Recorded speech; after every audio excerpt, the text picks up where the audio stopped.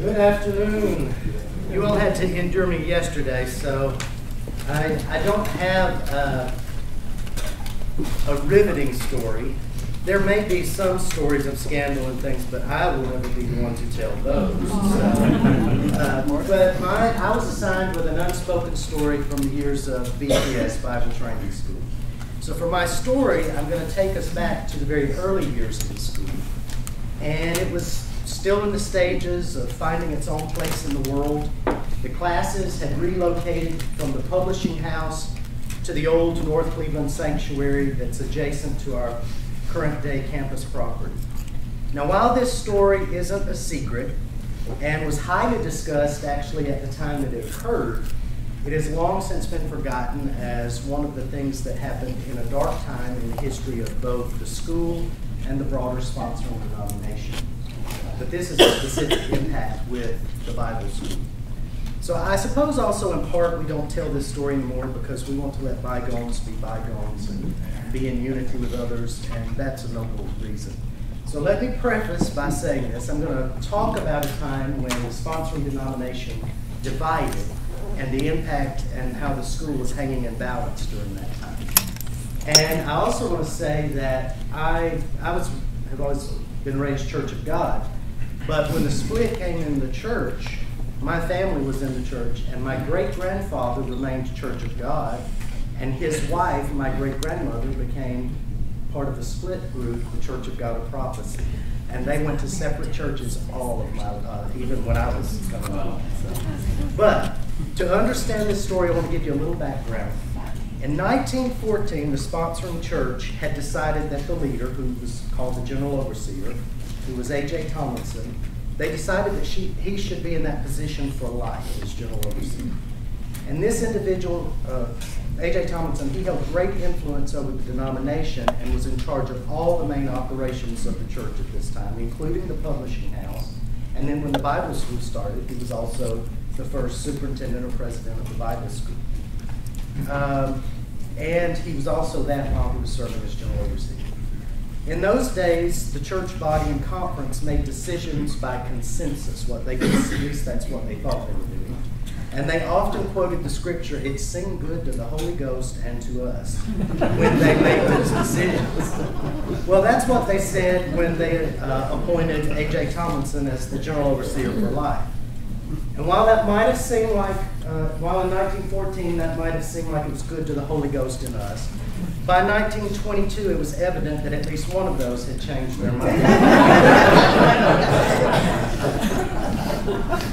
In 1923, the denomination did divide into the groups Church of God and Church of God of Prophecy. Those that were loyal to A.J. Tomlinson formed the group that became known as Church of God of Prophecy, and the others remained with the name Church of God, although there was a lengthy court battle for years over the name. But hanging in the balance in 1923 is the fate of the school, the Bible school, particularly the correspondence course.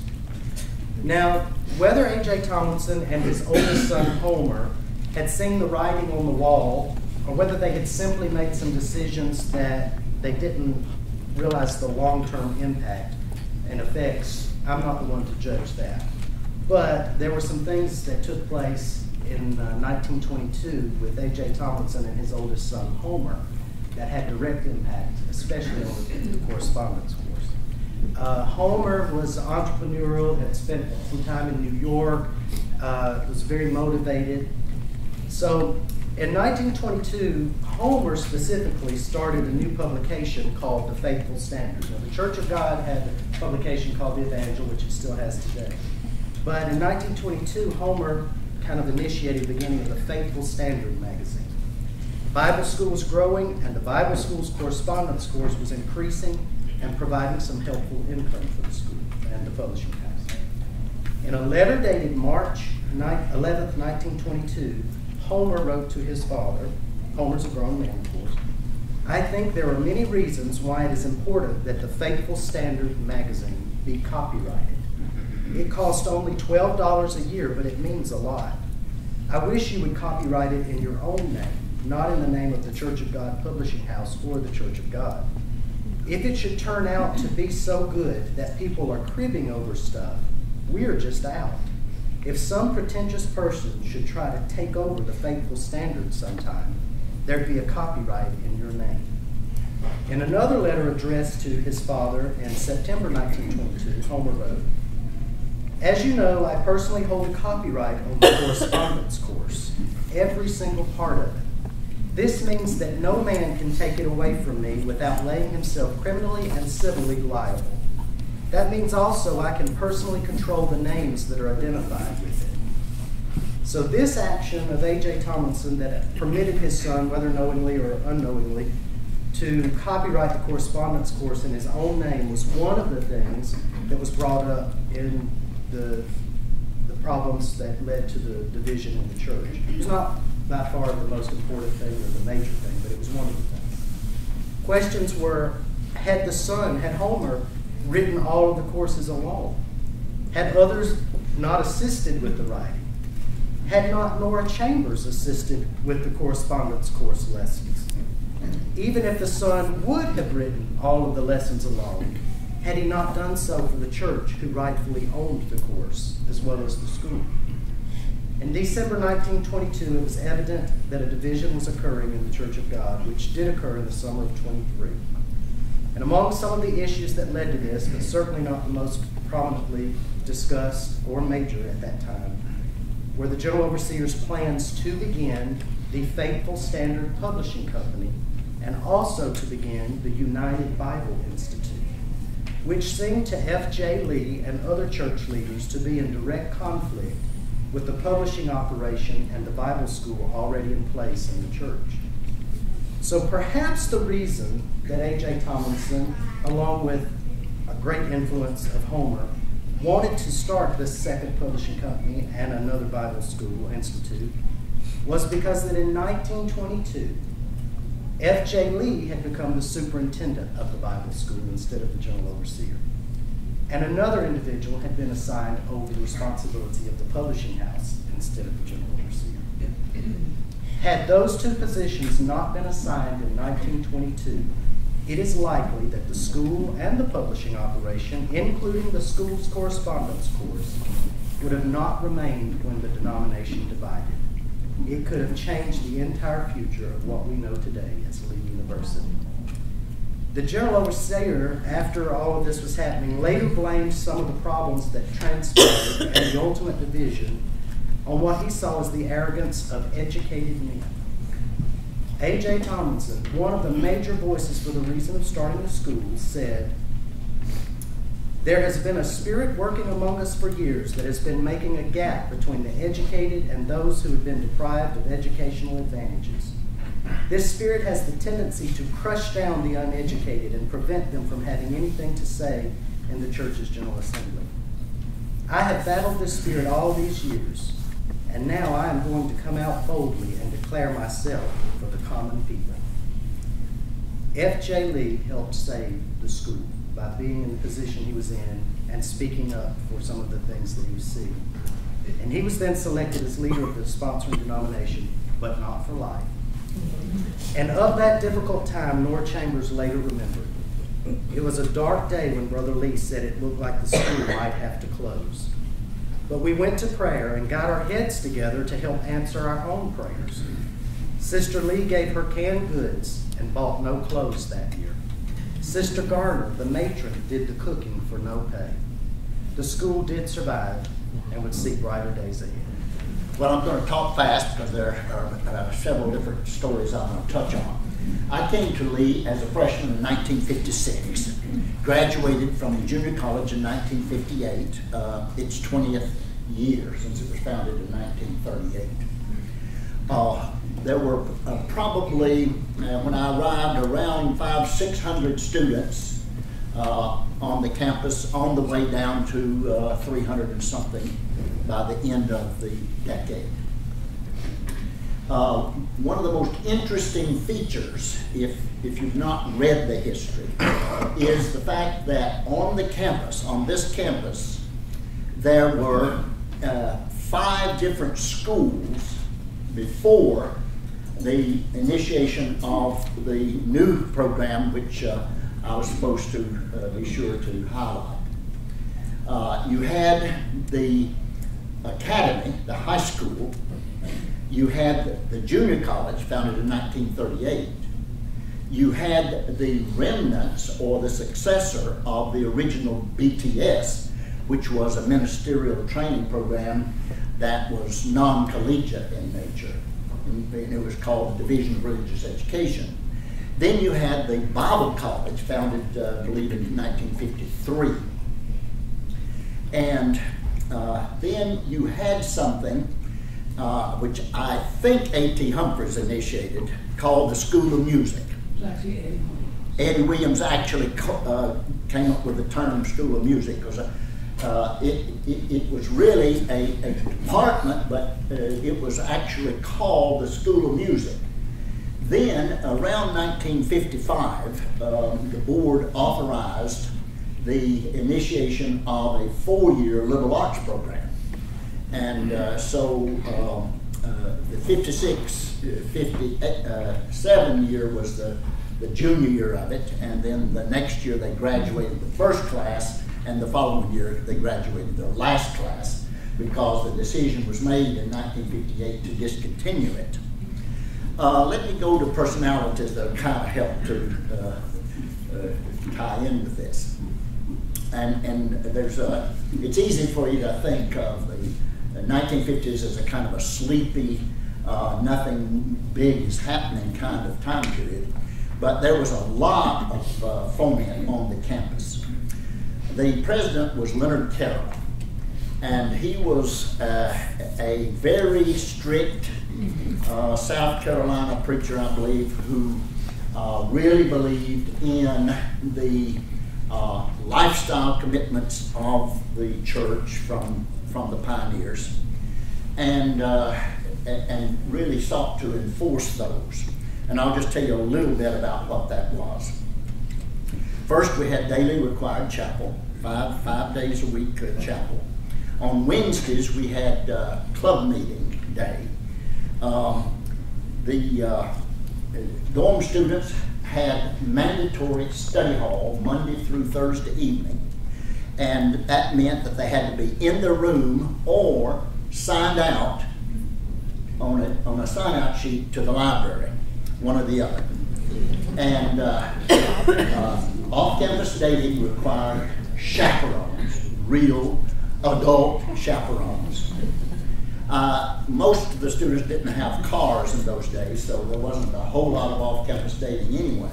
But you can imagine what it would be like if you had 500 students actually going off campus on a weekend for a date. Where would you come up with chaperones?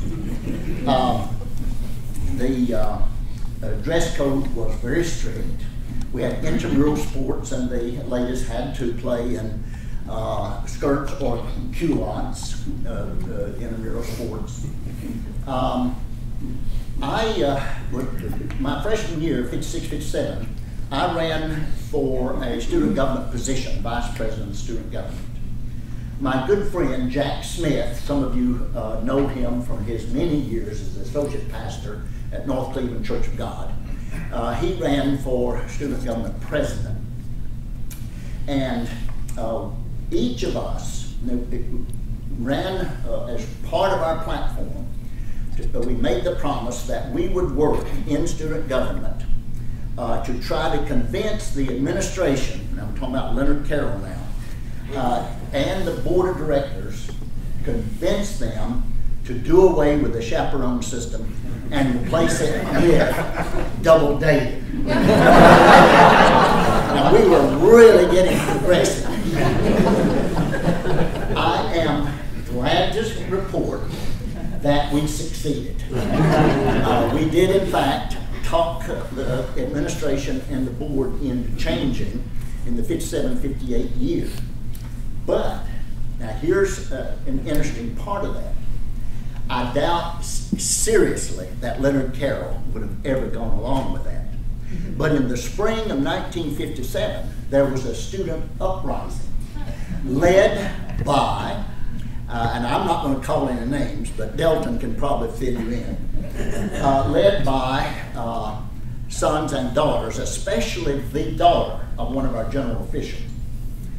And I remember out there in the quadrangle between what we now call the Centennial room and the administration building, right outside the president's window.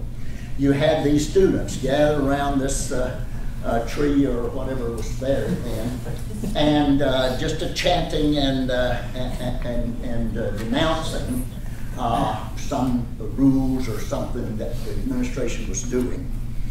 And of course, being a freshman, I left and went to a summer job just as soon as my exams were over.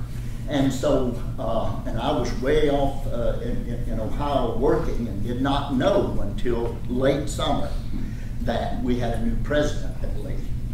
The board got rid of Leonard Carroll and made the dean, Rufus Platt, the new president.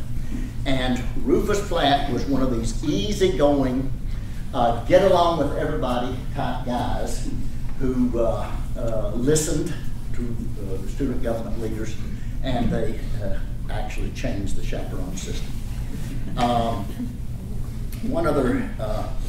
A couple of other things I wanted to mention about campus life. Every fall, we had a fall picnic.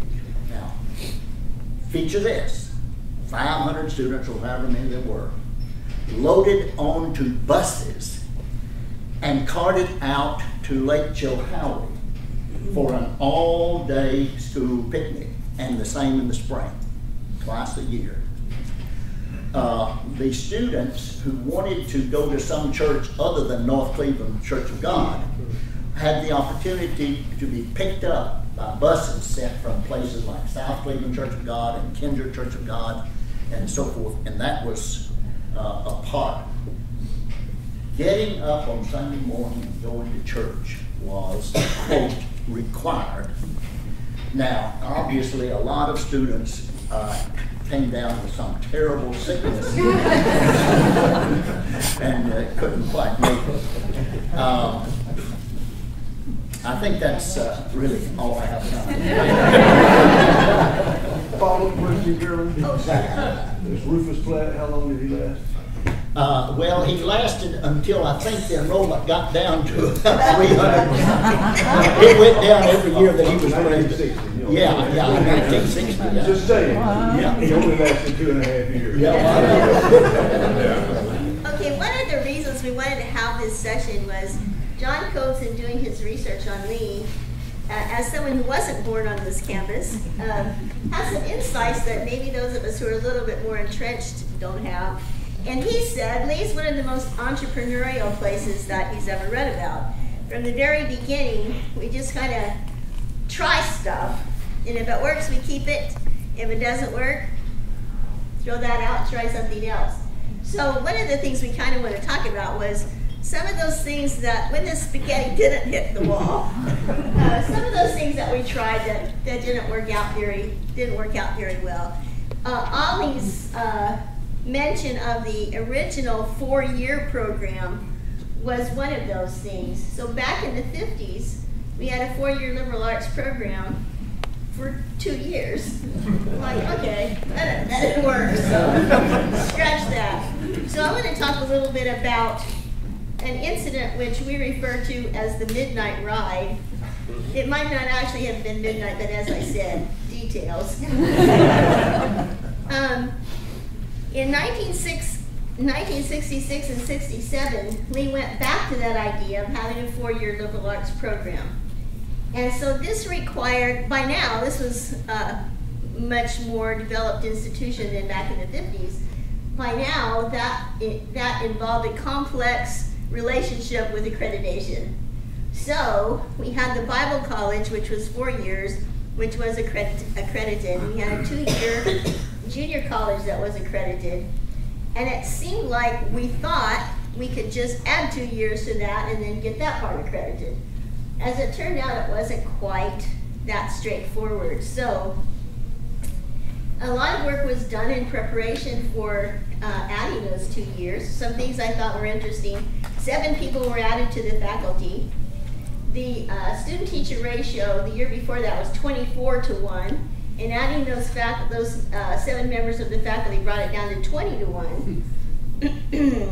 The English department, there were several majors, so I'll just talk about a couple of them, but what the English faculty was going to add a 4-year program, and in order to do that, they added 11 new courses in 1 year.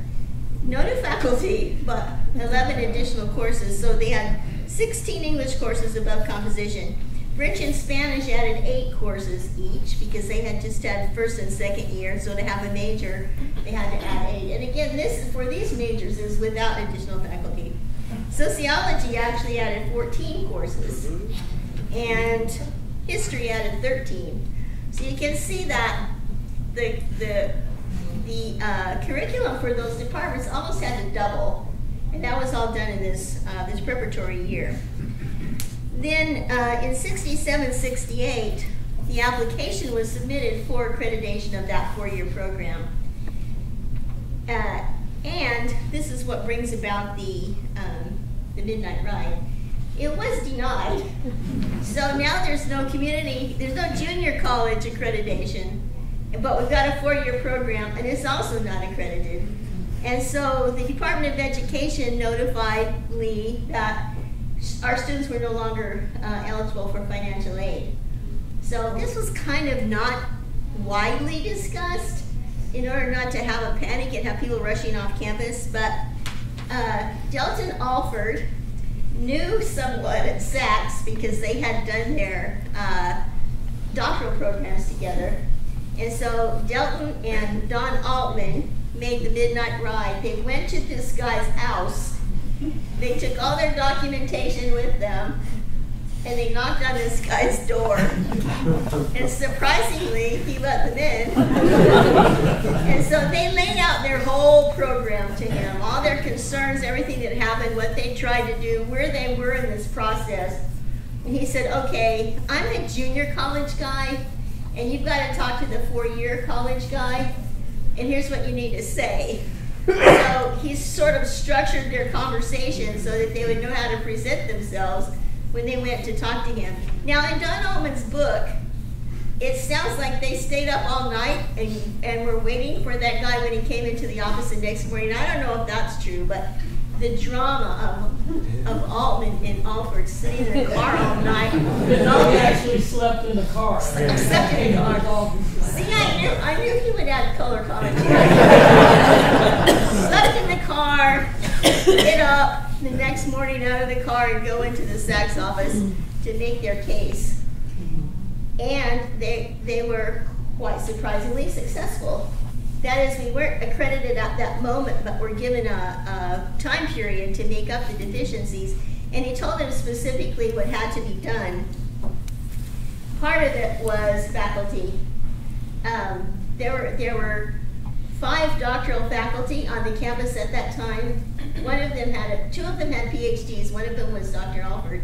The other PhD was not from an accredited institution. And there were 3 EDDs on the faculty as well. So for the number of majors that were being proposed, that wasn't adequate. And so it became really imperative for the institution to start hiring doctoral level faculty, which was kind of tricky because at that point, almost all the faculty was Church of God. And I think those people who were already on campus were pretty much the only people in the Church of God who had advanced degrees.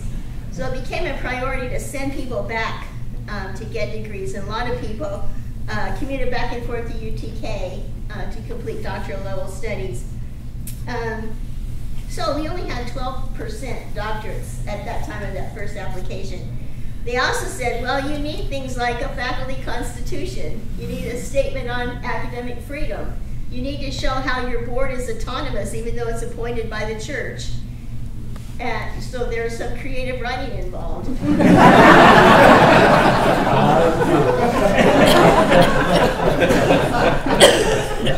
also didn't, prior to that time, have a committee structure for approval of curriculum, or there was no academic council, there was no curriculum committee.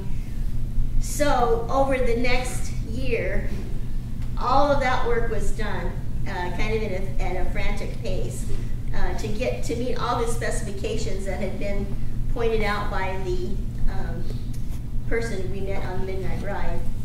So I came that year, the year that everything was happening, the year that everything was being written, and we were writing goals and writing the Constitution and creating committees and writing curriculum. So it was 68, 69 was my first year here, and in December of 69, we got accredited. And so that was our first 4-year accreditation by SACS. But we were on a 5-year time frame rather than 10. So we had some other specifications we had to meet, and we had to prove that we could keep this up for 5 years. So that's why our accreditation now is in the 4s, so 94, 2004, 2014, because we got reaffirmed then sort of in a more permanent way 5 years after that initial accreditation in 1969. So anyway. A lot of our stories are about how we almost closed, but not. I'm a little conundrum because, if you've ever had something you want your students to look at the end of class, you're really hesitant to show them at the beginning of class because what will they do? Well, I have something I want you to look at, and I'm not sure if I should give it to you now or later and interrupt the presentation, but honestly, I think I'm going to wait till later. Because, yeah, I've actually had some photographs to look at. I need some help on pronunciation, but Aaron Johnson helped me with translation. Superior parentibus. And what would that mean, Jared? I have no idea. It's a little play on in loco parentis, right, which we know better in place of parents. Because I'm a historian, I tend to make arguments and not just tell things. So I'm going to make an argument for you. And what I'm interested in is this period between about 1948 and 1972. And I'm interested in something that was really important to early Church of God, less important now, and that's how you appeared. Because this is an easy, quick judgment to make just by looking at somebody. How long is their hair? How short is their hair? How long is their skirt? How short is their skirt? Yeah, jewelry, makeup. These things are really important to the founding generations of the Church of God. And in some ways, I think they were more strict about these things than they were about more serious private things, in which, at least in my readings from a lot of presidential documentation, there's a good deal of grace extended. Maybe a little less so on these things that somebody driving by could see, or that you could see in the Vendagua, which was scrutinized by certain Church of God members, by the way, for all sorts of terrible things that you might see. My argument, my broader argument is, and some of y'all will take some exceptions perhaps, in this period, and I think to some extent today, that Lee is not just in place of parents, but more strict than parents. Our campus rules are stricter often than the rules the households our children, my children, your children, some, our students come from. Now, that doesn't mean we're not more progressive in the way we think about some bigger issues, but I'm talking about on campus, what they're expected. My students regularly chafe against rules. And in this period, something interesting happens. A standard of appearance shifts, changes, cracks, modifies for the first time. So this very strict appearance of outward holiness perseveres and is really seriously challenged, and the church in general is challenged in the mid-1960s. And by the 1970s, there's been some accommodation on campus. There's been some changes in what's acceptable and what's not acceptable. Not in core behaviors, those more private things. The school hasn't changed its attitude there, but in hymnlines, I think it certainly has. So, this is the argument I'll present, at least for this period. As I'm sure you're aware, in this early period, the school is really a division of the Church of God. It is part of the church. One of the things I've run across a lot as I've looked at is how closely tied we were, even into the 50s and early 60s, to the publishing house. Exchanges of money and loans and all sorts of interesting things going on there.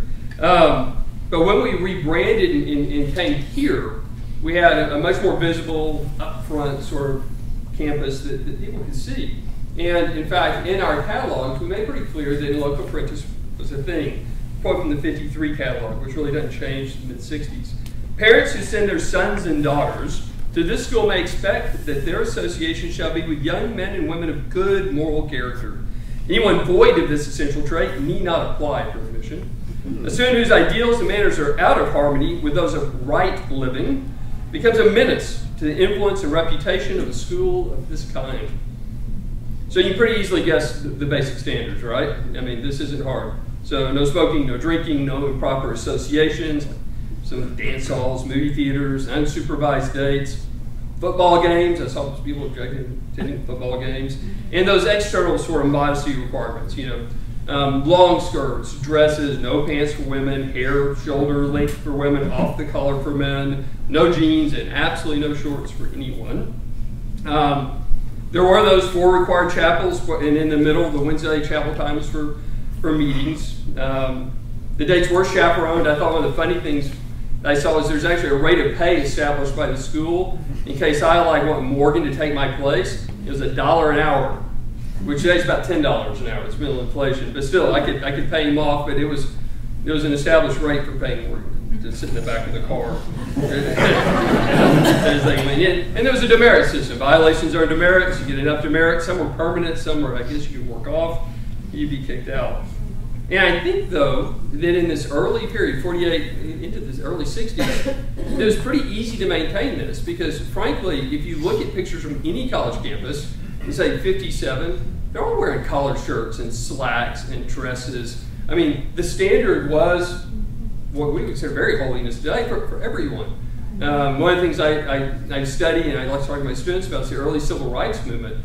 And you look at it and you're like, man, they're in their Sunday best. Well, yes, but that's also just the way people dressed in general. And so, in a way, this made it a bit easy for the college to keep this standard in place about how you looked and what was expected. I mean, in a town full of Pentecostals and Baptists, your average Lee students didn't stand out all that much. Well, maybe some of the women's hair later, but overall, not a whole lot, right?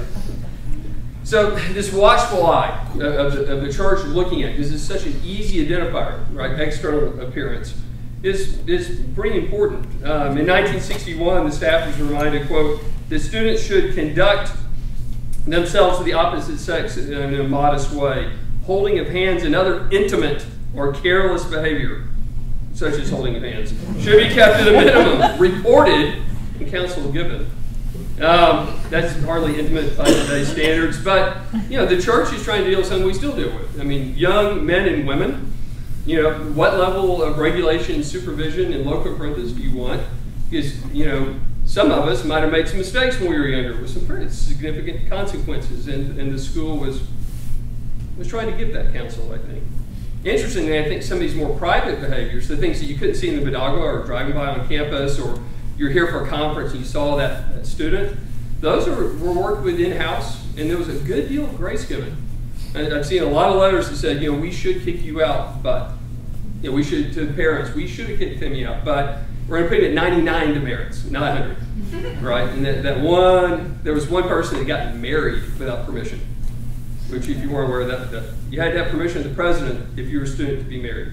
Now, if your parents called in and explained it was okay for someone to get married, you could, but if you had to wait for permission, or you're kicked off campus. So the spirit of relative harmony then, I think, extends into the mid-60s, and then the church's holiness standards and Lee's holiness standards start to be challenged, right? And this is tough. This is Steve McQueen and Faye Dunaway and Mission Impossible and the Beatles, Sgt. Pepper, Lonely Hearts Band. I mean, you've seen this stuff, right? I mean, this is a challenge, and frankly, both the church and the school push back to hold the line, right? To hold the line. Now, this doesn't mean you were running around kicking people off campus if the men's hair touched the collar, but it did mean you were working hard to say, we're going to hold this traditional line. That's not surprising, because the generation holding the line is not the generation that's listening to the Beatles. So in the face of these sort of racing hemlines and shorter hair, longer hair, there was this pushback. President Ray Hughes said, it's a challenge. He said, on one hand, he said, quote, we cannot expect to believe from outside people. Therefore, if we are to exist, we must be distinctly different. We must be a strong Church of God, holiness Pentecostal school. Unquote. Well, on the other hand, he said, quote, we must be patient with those who are not members of our church. Some will be saved, like this one. Others through association will leave off the makeup, and all concerned will be helped, end quote. And of course, this presence of non-church members often a pretty ready-made excuse. I saw this several times. It's a classic. We went and played basketball against Emmanuel one year, and evidently there was a pretty serious fight on the court between a few people, and the president from Emmanuel wrote and said, is this the way Christians play? And we wrote back and said, no, absolutely not. But we do have a Baptist on the team. It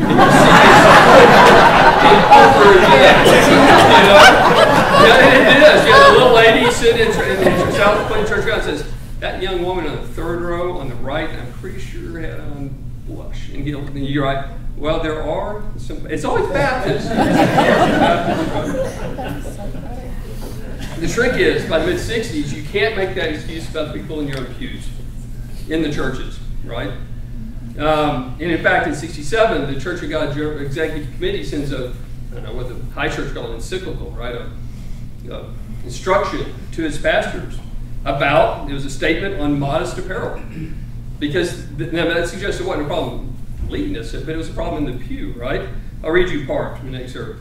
In the wake of an avalanche of sex-oriented fashions which threatens to infiltrate the Church of God, the EC, the Executive Council, quote, must speak out against these godless fashions. Generally speaking, the Council strongly suggests that low-cut dresses, sleeveless dresses, the so-called miniskirts, shorts, slacks, jeans, etc., in no way meet the Bible standard of modest dressing, and consequently have no place in the wardrobes of godly women in curls. It's almost always focused on how the women are dressing. At Lee, this holiness standard then, while increasingly challenged, is going to be, at least attempted, the lines attempted to be held. By '64, yes, chapel was only 3 times a week, but roll was taken by assigned seating. Yes, students go on unchaperoned dates. Now we know whose fault that is. But double dates. There were supposed to be double dates because I guess nothing would happen then. But I think President Cross was right when he told the critics that we are doing our best to uphold the standards of the Church of God, these things we love and we cherish. Now, the catalog, the rules, the discipline, I'm not going to go, there's a whole litany of these things. Our archives have been sanitized to some extent about discipline. So those have been pulled, looking at Morgan, those have been pulled and put in separate boxes, which I can't, they won't let me see. But they didn't get them all, it turns out. Some things slipped through the cracks. And it's the people are being expelled for things you would expect. I never saw anybody expelled for their hair hitting their collar. I didn't see people expelled for these basic sort of appearance issues. I saw people expelled for visiting a house of ill repute, pornography, stealing of test stencils, keys. Well, no, that stencil would be when you're running the test, it would be the thing on the back. Most of y'all are too young, man. When you're in elementary school, the smell of a fresh test. Prowling. I'm not exactly sure what prowling is, but that'll get you expelled. Peeping Tom activities definitely will get you expelled. And so that makes sense. I mean, these would make sense, right? When Sachs visited in '67, and that is one of the things that I've researched and looked at a lot, that process that took place, which is pretty interesting. I'll quote you from the Sachs report. And this is about holiness, right? Holiness is, this was caused, Baptist separation, right? Separation from our culture. One who spends any considerable time on campus will observe a pervasive and quite distinct spirit of religious commitment among the faculty and students, a spirit which sets them apart from common society and personal habits and attitudes. They probably thought that was slightly critical. Everybody that read that straightened up a little bit and said, yes, it does. The discipline of the Church of God guides and controls personal conduct to such an extent that would be oppressive, if not intolerable, to a college community not dedicated to this religious faith. And that's true. Dr. Cross had a special chapel in which young women were instructed on modesty and how to sit down how to be properly seated without undue display of their limbs. So that's not something you see in most colleges. So this is tricky because social history almost never has clean lines. So you social scientists, there's points, but it's usually there's a slide in these things, right? But I would argue by 72, an accommodation has been made. In outward appearance. I'm not talking about all those things. Those you still get kicked out for prowling, right? But I'm talking about in just somebody driving by the campus and looking. Just the eyeball test as you went by. I think the basketball team is a great example. I confirmed this with Larry just yesterday. In 1972, the basketball coach bought shorts for the team, athletic shorts.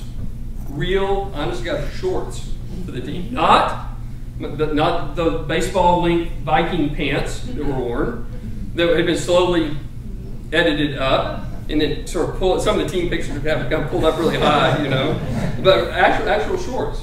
It's a big deal. I mean, for years, when a visiting team came to Lee, we would provide them uniforms to wear that were long enough down to the calf and covered the shoulders so they could play with us in our gym. So this is, the shorts thing is that's an official thing. That's a coach doing something that shows up in the Vendagua, right? That's a big deal.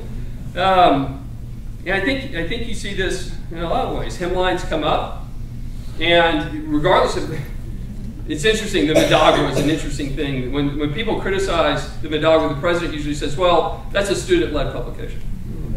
Sort of, right? So, yeah, they did these, we can't believe that picture appeared. So if that's true, then you're getting a candid look at the campus. If it's not true, and it's more tightly controlled, well, you're also getting a pretty clear view of what's okay, I think, on campus. So with that, I have some pictures. Now, I know, this will just take a second, but I'm going to hand out a couple of pictures. Just look at it in sequence. So in 1954, we have people getting off the bus, coming to school. We have people in a student group. And if you look at these kids, you're like, this is a holiness standard, is it not? Look at the length of the skirts, look at the length of the hair, what people are wearing. And it's amazing how many people show up in the coat and tie, right? Go a decade later, so on the back of that page, go to 1965. So this is 11 years later, in the middle of this sort of cultural challenges beginning. If you look at these students walking into class, hemlines are up a little bit, but they're still below the knee, clearly. And you see a lot of people that are dressed what we consider pretty conservative, skinny jeans. That's kind of cool. So again, this makes sense. And if you, I know the picture's not the best. I'm pulling these off of the dog, but you can see the hair, right? The guy's hair. It's like mine. See, I have a good holiness cut here. This on the other. If you flip to 72 on the backside, I have a very young Paul Gunn giving his dog. He's in really good shape, except for the hair, maybe just a bit long, Dr. Gunn. Yeah, a little edgy. But you look at the length of the skirts, you look at the couple sitting on the couch, right? You look just in general at the feel of these students, and there's something that's significantly changed. Right? Significantly changed. And you can flip over the back and say, guys, I had to show a picture of the shorts. Scary, yeah. Now, the really short shorts, we couldn't do that. Yeah, that would go. And that's 72, and then the last picture is on the bottom, 75. And, you know, clearly what's okay on campus has changed. That would not have met the traditional holiness standard in any way. And my argument is, not that Lee led the Church of God into sort of modern 60s culture, but just the opposite. In fact, we accommodated what was happening in the pews. Dr. Charles Gunn, in reply, one of the great things about reading presidential correspondence, and Dr. Gunn, I know you do this as well, there are a lot of letters to people complaining about something, right? And the presidents respond to these in really thoughtful ways. Those that complain about parents, somebody had been on campus, and this is in 1973, Dr. Charles Gunn said, the regulations at Lee are more demanding even than they are generally in the Church of God. The only students we have at Lee are those who come to us from our churches. The kind of background they have at home is usually the kind of background they bring to school with them. So when Dr. Kahn's president, he was general overseer when the encyclical came out, Modest Proposal. He didn't suddenly say, you know what, I think we should go with short skirts. That was not a choice he made to try to lead the Church of God in order to accommodate culture. That was something he did not to accommodate the broader culture, I think, but to accommodate the church culture, where the church was. Now, still in shorts, culottes, I've still seen letters about culottes into the late 70s. I don't know how long the culottes, everybody knows culottes, right? Those stayed around quite a while. And there's, I kind of mourn the passing of the shorts band, honestly. I kind of like the shorts band. I used to tell my students, it's not a moral issue. I go home and it's hot, I put on shorts, but I like distinctives. I think it reminds you of who you are. But it was the minimum accommodation, right? It was the least because of what you had coming off that bus now, coming onto campus. And so I think this is true. I think our students chafe against rules. You have to be back in the dorms when? You have to do check-in how? You have to do what? You have to go to chapel? Wow, twice a week? Oh my gosh, right? I mean, they chafe against these things. And I'm not talking about their private lives. I'm not talking about what they do off campus or out of sight. But I'm talking about what we expect on campus. We set a standard. And I think it's still, and I can't pronounce Latin, sorry, whatever it is. Superior parentibus. I think it's the same. It's not just in place of parents. I think we expect a little more sometimes still on campus than they did then. So that's my thing. Thank you all. Do you have any questions or comments for any of us? I just want to add to Dr. Coates, when I arrived January of '94, so 24 years ago this semester. They had just allowed shorts to be worn on campus the fall before, '93. I grew up small little town in southern Mississippi. When I came to Lee, I wouldn't wear a watch, I wouldn't wear a short sleeve shirt, I wouldn't wear shorts. I was old time holiness. My mother put color on her hair about that time, and I said, no wife of mine will ever. And my mother said, good luck finding one.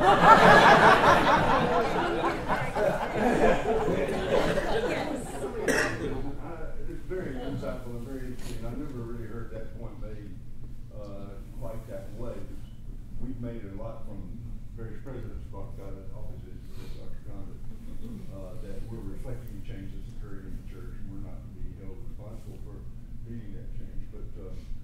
But I think one additional observation I would make is that the evolution of the church has been very uneven. So that also needs to be taken into account. So what you did is, when 94, you had all those rules. What about the bow tie? 94. No bow tie.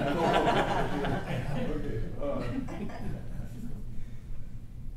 So there was this Mississippi home that Lewis came to us from. But there was also these other congregations in the Church of God that had already evolved much more rapidly.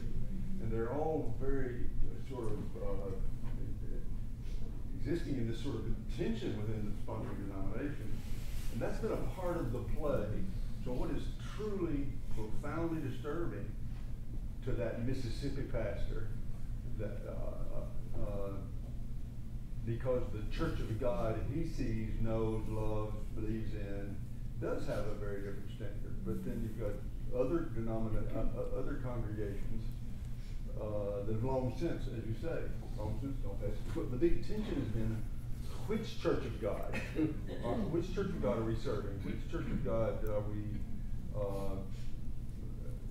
To which do we respond? And so the answer has got to be. That's just a longer point that I want to make. Whichever church you listen to determines what kind of school you have. So back when the school was sliding, the Rufus Platt days, they were making the woolly boogers, as we used to call them, happy.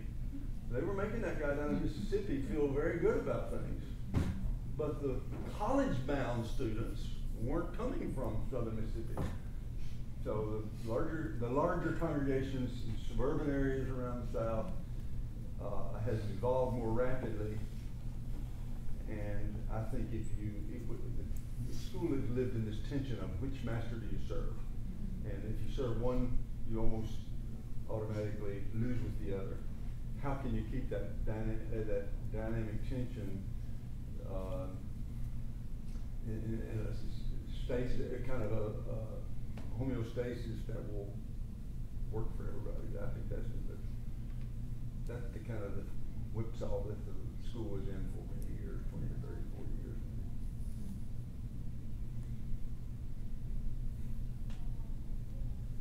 The one picture is the Vikings Den. Talk about, making things kind of right. alumni party and Vikings Day were all efforts to kind of take things off on campus like that. And the whole thing of the curb deal is very real, you know. What can be seen while driving into town to attend a meeting of ministers, or the adjacency of the North Cleveland Church of God has always been a huge problem, because they have these big meetings, they attract all these people from around the southeast, and they drive right through our campus on the way. So if you've got a couple of kids in a hammock, with their limbs showing,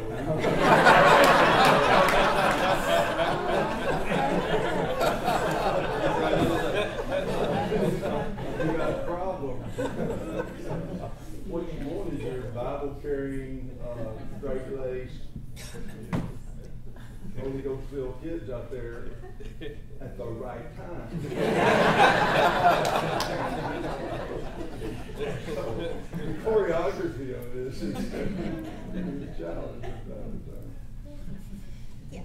Just a comment, this being still fairly new here, I'm amazed, and even in early sessions for new faculty when I came in, the discussion of staying rooted in the Church of God identity, whichever one that may be, but while the tent has continually broadened and widened, not only in its welcoming of faculty that are not from the Church of God, but from students as well. I think it's really interesting. To me, it seems, I'd love to hear, the long-timers feel that tension as well, or that not necessarily a struggle. If it is a struggle, I think it's still a healthy struggle. I think it's a good one. Just an observation, and if that's been the case or not, I can see that in the little bit of history that I've looked at with things, and it's really amazing to me. It's a very positive thing.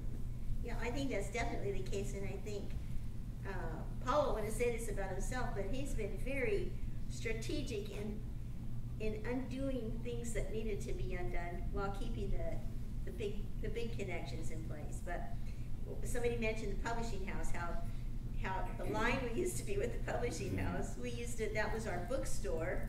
It was also, they printed our yearbook. And I was the one who had to go over there and say, yeah, we're not going to have the yearbook printed here anymore. And that was not a pleasant conversation.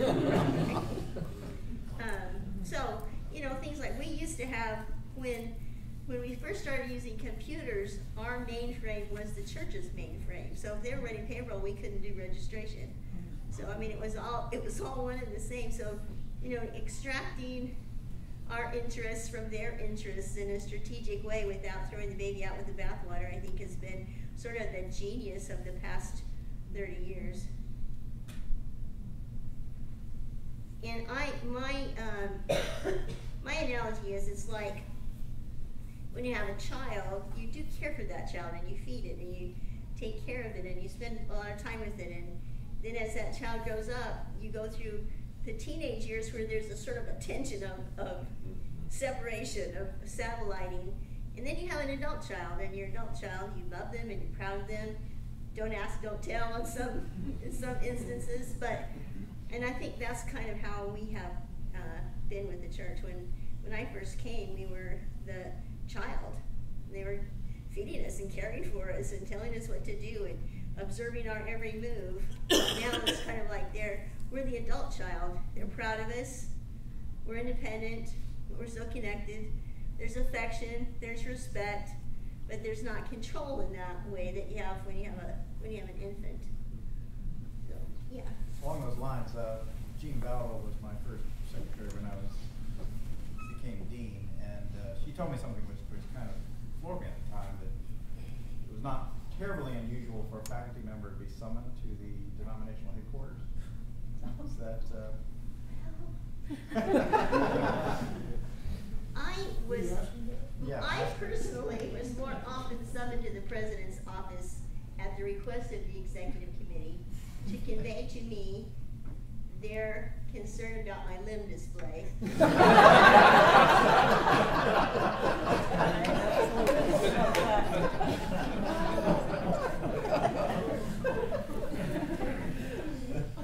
But he liked me and he softened the blow, so it wasn't as bad as actually going to the general offices. That's just my experience.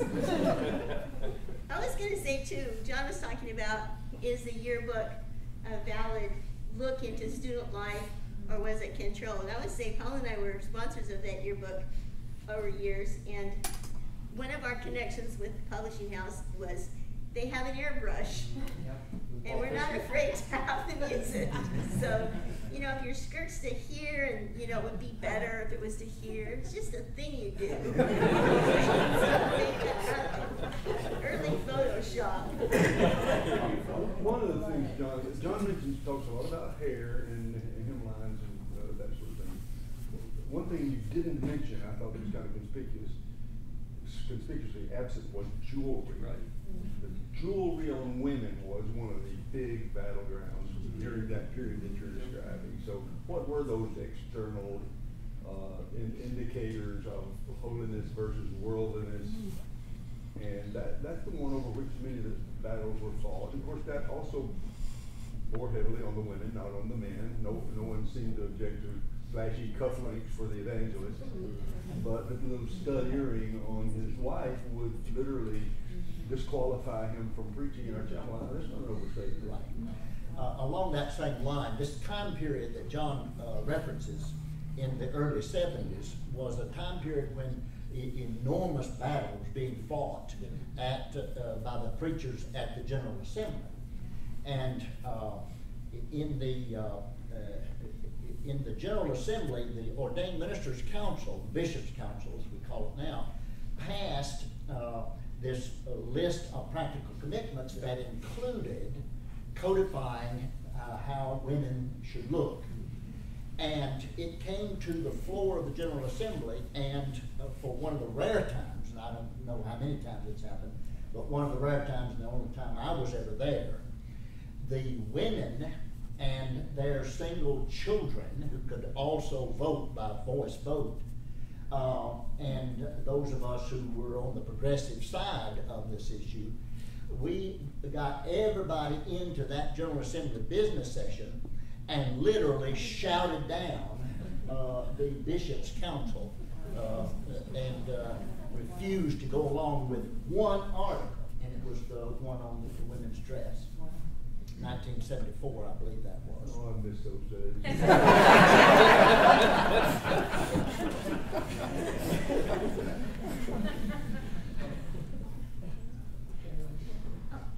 So when was it that Lee started or thought about hiring faculty from the different denominations? And was it an idea of the president or the church? And what was the church's response to that? In looking back at the bulletins, I think there were non-Church of God people from the very early days. Oh, yeah. And they were often specialized people like music or accounting or someplace where there wasn't someone with a degree from the church. But I think they've always or almost always been non-Church of God people. If I could, that's true. It was a matter of necessity. Then the president would come in and it would loosen up and liberalize. We had these outstanding examples, such as Bill Snell in history, who became a faculty leader and was an ordained Baptist minister. Bertha Googler in music, for example. But those were very rare. Then what happened is we went into a period in which all this was highly politicized in the late 70s and early 80s. And there were what was called in those days retrenchment, meaning kind of an ethnic purging, in which there was a de facto rule against hiring anyone outside the church that was a part of the Ray Hughes agenda in the 80s. So I think once again there was some period where things were kind of loosening up, and of course Delton was the chief academic officer during several of those years, and we could talk more specifically to how would you get a Philistine through the process? Right? And if you could show we absolutely need it, and we're going to lose our accreditation if we don't hire this Baptist because we don't have another chemistry teacher, then you could get one in. If that person kind of kept his nose clean and then he, like a Bill Snell, could stay and be embraced, and that's kind of the way it worked on a case-by-case basis. And I'm probably maybe not trustworthy here because I was on the faculty with all of you during those years, and then I became president at the time, which was just following the purge. So the fact is, the purge didn't work. You know, the wonderful example of the early 80s is we couldn't thrive hiring so narrowly. And so I really think the church has been somewhat opportunistic in this respect. I think the church has always been willing to welcome whoever it needed to survive. But the vision for a big tent, as you describe it, really didn't fully flower until the 80s, because there was such a, this is what John's describing, there was such tight control over there. So the phone would ring, from over there over where the Church of God works. So that things went backwards at a certain point. You see our seal, if you look back at some of our early stuff, you'll see our seal that says Lee University or Lee College, and where it says 1918, look at some of that, it says a Church of God institution. Oh, yeah. Well, the thing is, that's not going back to the Founding Fathers, as was thought. That began in 1965, 66. A part of this politicization of Lee within the politics of the church. So when we took it back to the original form, it was argued that we were leaving the one true faith. But in fact, historically, we were returning to the simple seal that we started with. We were sort of gaining background that had been lost at a certain period. So I think that same thing is true of the hiring policy. So I'll get asked from time to time what our percentage is, for example. What is our percentage of Church of God or Pentecostal faculty? Or another way of asking that is, what's the percentage of non-Church of God or non-Pentecostal? I get asked that from time to time. And I've just been unable to learn. I don't know that. I've been unable to determine. So the answer to that question is I don't know. So is Stephanie Episcopal or is she Church of God? Well, she's a member of St. Luke's, so they can count her, right? But to me, being in the Church of God is like being in the mafia. You can't get out.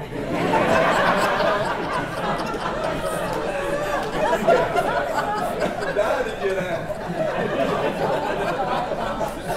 So that's why I'm unable to determine what our percentage is. We did do you remember we did a census last year? It was the first time anybody's ever, I don't remember doing that in many years. Where we asked all of you to tell us, and also the staff, if you have a denominational connection, would you describe yourself? How would you describe yourself? And if there's a local congregation at which you worship on a regular basis, what is that congregation? So we did start the process of trying to determine what the denominational demographics of our faculty are. This effort was discontinued shortly after that poll was taken. The raw data was lost. Maybe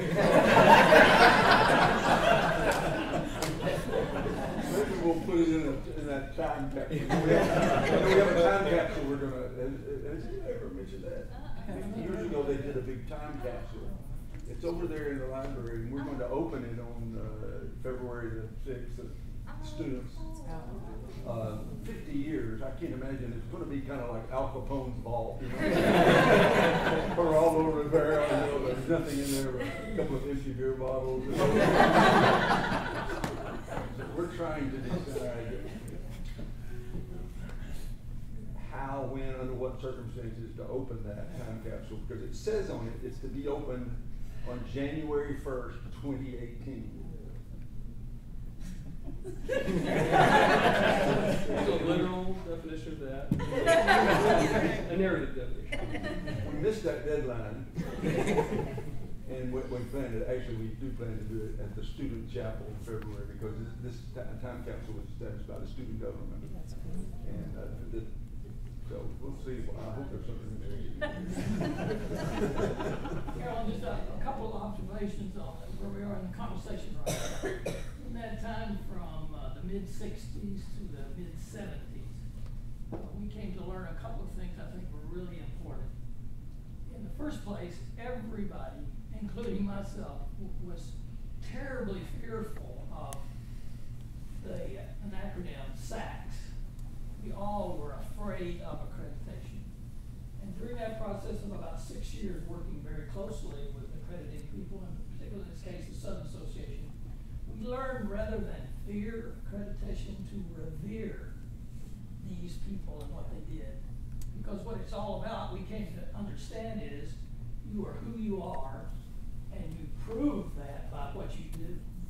So it's become a big and wonderful positive thing for us as we go to this unbelievable thing that happened just a couple of years ago, when all the accrediting people came on campus, looked at us every way they could possibly look at us, and decided they could find no fault. And it's a wonderful, for me, turn of the circle in terms of that thing we used to fear, we now think is wonderful. With regard to outside faculty members, I will say, as President Cottage just mentioned, we learned during that 15-year period or so to be very creative with bringing people that were not Church of God people into our fellowship. For instance, for a period of time, we had Richard Cormier, who was the music director and conductor of the Chattanooga Symphony, as a member of our faculty. The only requirement we made of Richard was, don't come into town during the noon hour, because you might be seen by Church of God people, so come at 1 o'clock. No, I did not do that, but we found ways of bringing people with us without emphasizing what their religious affiliation might be. And I think altogether that's been very